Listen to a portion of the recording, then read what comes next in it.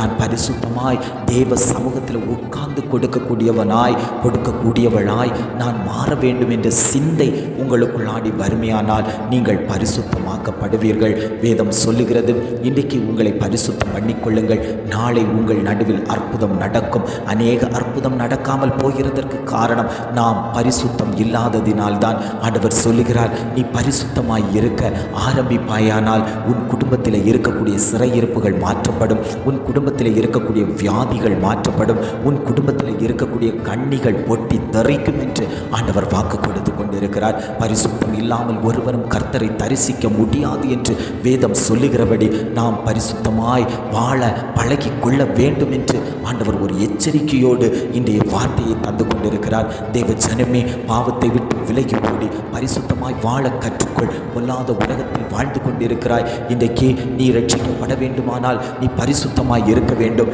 நீ பரிசுத்தமாய் இருப்பாயானால் உன் குடும்பம் ரட்சிக்கப்படும், உன் பிள்ளைகள் ரட்சிக்கப்படும், உன் தொழில் ரட்சிக்கப்படும், உன்னுடைய மேன்மை உன்னை உயரத்தில் கொண்டு போய் நிறுத்தும். ஆண்டவருடைய கரம் உன்மேல் வைக்கப்படும் என்று ஆண்டவர் ஒவ்வொரு குடும்பங்களையும் பார்த்து வாக்கு கொடுத்து கொண்டிருக்கிறார்.